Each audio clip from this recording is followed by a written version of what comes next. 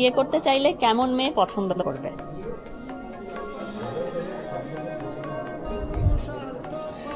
আবারও বলছি যে মানে আমার পছন্দ অপছন্দের ওপর এরকম করে প্রশ্নের উত্তর হয় না, এবারে বলতে হবে সেই মেনু কার্ডের মতো করে একটু কম কথা বললে ভালো, একটু এটা দোকানে কি নাম, শালিনী, তুমি জিজ্ঞাসা করো না, এটা তুমি আর কোনোদিন কাউকেই জিজ্ঞাসা করো না, কারণ তোমার নিজেরও তো বিয়ে হবে, তো তখন দেখবে একটা সময় তোমার খারাপ লাগবে যখন তোমাকে কেউ জিজ্ঞাসা করবে যে তোর বর কেমন বউ চায়, তখন তোমার নিজেকে পণ্য মনে হবে, মানুষ নয়। ফলে তো কোনোদিন জিজ্ঞাসা করো না।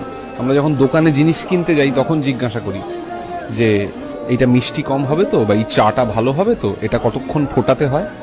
মানুষ, নারী হোক পুরুষ হোক, পণ্য নয়। ফলত এগুলো ওই ক্যাটাগরাইজ করে হয় না, এগুলো এক একজন মানুষ এক একজনের সঙ্গে আসে, একসাথে থাকে, ভালোবাসে, তাদের মধ্যে প্রেম